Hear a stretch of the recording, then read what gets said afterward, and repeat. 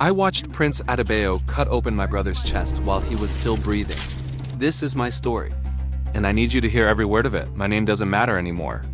What matters is what I saw 3 years ago in my village. What I'm about to tell you, it's going to sound impossible. But I swear on everything this happened. Okere, that's where I'm from. Small village in southwestern Nigeria. The kind of place where everybody knows everybody. Where tradition isn't just tradition, it's law. I was 16 when this happened. Just a kid, really. My brother Tund was 19. He wanted to be a teacher, loved books, made the best jollof rice you've ever tasted in your life. And he was afraid of dogs, big tough guy, but terrified of dogs. I'm telling you this because I need you to understand. He was real. He was a person, not just a story. Our village had a prince, Prince Adebayo, son of the Oba, that's our king.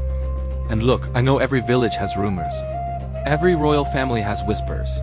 But this was different.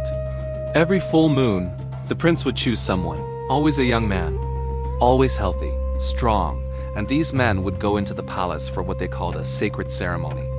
And we never saw them again. Think about that for a second. Every single month, a young man vanished. And nobody questioned it. The elders told us it was an honor. That these men were serving the kingdom. That they passed into the realm of the ancestors. My mother believed every word. When the palace guards came for Tund, she smiled. She was actually proud. But I knew something was wrong. I'd known for a while. My friend Ayo lived near the palace walls. And Ayo heard things at night, sounds that didn't make sense for a sacred ceremony. Screaming, not the kind of screaming when you're scared. The kind you do when you're being destroyed. But here's the thing, nobody talked about it. You don't question royalty. You don't question tradition. You just don't. The night they took Tund, something in me snapped. I couldn't just let him go. I couldn't just trust the elders and the priests and all their talk about honor, so I followed them. I'm small, always have been, good at hiding. I slipped through the palm groves behind the palace, found a crack in the compound wall. And what I saw through that crack, it destroyed me.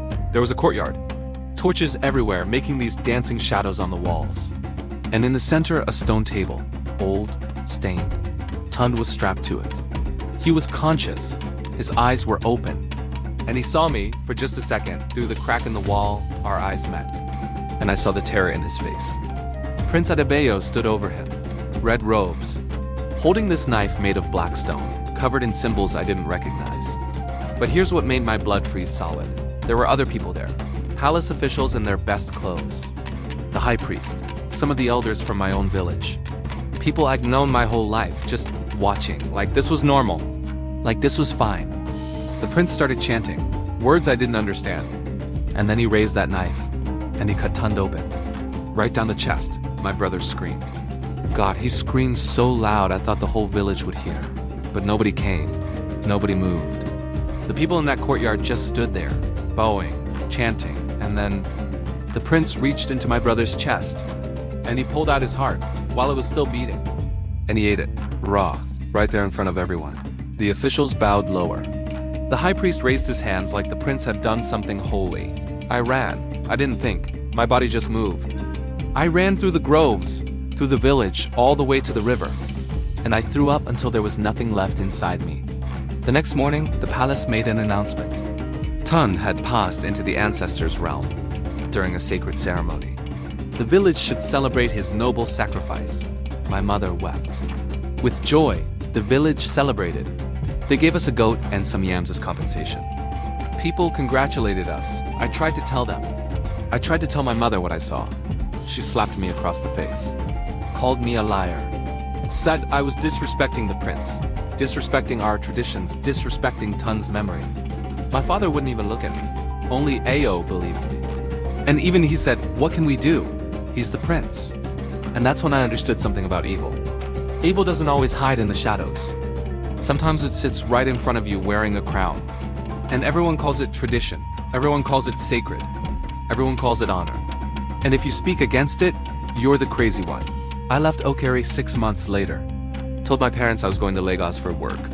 Really, I just couldn't breathe there anymore. Couldn't walk past the palace. Couldn't look at my mother when she talked about Tunda's sacrifice with pride in her voice. Couldn't sleep without seeing my brother's face, without hearing his screams.